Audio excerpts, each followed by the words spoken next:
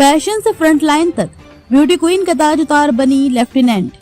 First attempt में top की CDS परीक्षा। ब्यूटी कॉन्टेस्ट और इंडियन आर्मी की यूनिफॉर्म का ग्लैमर बिल्कुल अलग अलग है।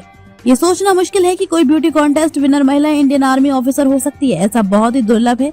लेफ्टिनेंट गरिमा यादव इस स्टीरियोटाइप को तोड़कर संकल्प की शक्ति को साबित किया है। दिल्ली यूनिवर्सिटी के सेंट स्टीफेंस कॉलेज से ग्रेजुएशन करने वाली गरिमा पहले ब्यूटी कॉन्टेस्ट विनर बनी।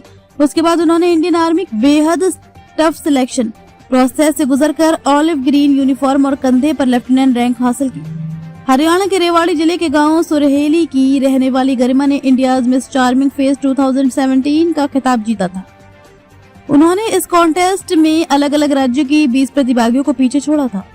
ब्यूटी कॉन्टेस्ट विनर बनने के बाद उन्होंने मॉडलिंग और एक्टिंग की ओर रुख नहीं किया। इसकी बजाय उन्होंने आर्मी ऑफिसर बनने का सपना पूरा करने पर काम किया। गरिमा ने पहली बार में ही UPSC CDS परीक्षा पास की और OTA चेन्नई में जगह बनाई।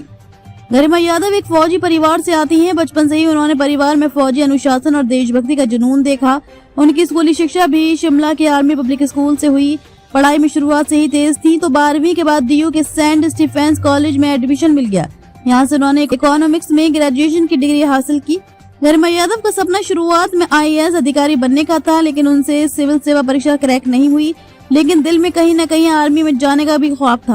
हालांकि UPSC की तैयारी के दौरान वे पार्ट टाइम जॉब के तौर पर कार्यक्रमों के संचालन का भी काम करती थी। वहीं से उनका चयन इंडियाज मिस चार्मिंग फेस नाम के ब्यूटी कॉन्टेस्ट के लिए हुआ।